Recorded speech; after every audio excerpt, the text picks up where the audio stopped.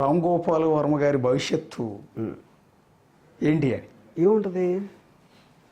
ఏం ఉండదు అది చెప్పండి. మీరు ఏం ఉండదు అని చెప్తే దానికి ఆన్సర్ ఏం ఉంటుంది అంటే నేను చేసే పనులు బట్టి, నా సినిమాలు బట్టి, నేనేం చేస్తాను దాన్ని బట్టి ఉంటుంది. నాకంటే తెలుస్తుంది. నేను ఎప్పుడు రేపు గురించి ఆలోచిస్తాను. నిన్న అయిపోయింది, రేపు తెలీదు, ఇవాళ బతుకుతాను. నేను లైఫ్ అంతా నేను చెప్పింది ఇదే. భవిష్యత్తు గురించి ఆలోచించేవాడు ఎవ్వడో కూడా వర్తమానంలో బతకలేడు. అది నా philosophy. I like what I want to just intensely take whatever I want. And ఇందాక ఇంకోటి చెప్పాను మీకు, everything I take as an experience. పోలీసులు వచ్చేసి ఉన్నారంటే అరే పోలీసులు వచ్చారా అంతే. Everything I take it as a fact of life. Consequences ఏదైనా కూడా ఫేస్ చేయడానికి సిద్ధంగానే ఉన్నారు. ఏం చేస్తాం లేకపోతే? నేను ఆ వర్షం ఎగ్జాంపుల్ చెప్పాను. కోవిడ్ నేను చేయలేదు, వచ్చి కదా. నేను కోవిడ్ని నేనేమన్నా ఒక ఏముంటుందని దేవుడిన కోవిడ్ని జయించడానికి.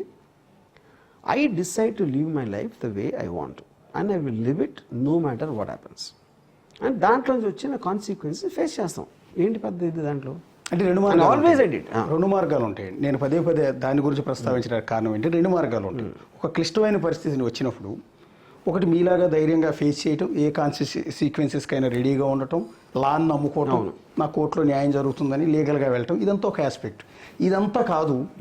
ఇప్పుడు కొంతమంది శ్రీరెడ్డి మొన్న నన్ను క్షమించండి, నా తప్పు అయిపోయింది, పొరపాటు చేశాను అని వేడుకుంటూ ఒక వీడియో రిలీజ్ చేసింది. పోసాని కృష్ణమురళి గారు నన్ను క్షమించండి, నేను ఇంకెప్పుడు భవిష్యత్తులో చేయను అని సరెండర్ అయిపోవటం.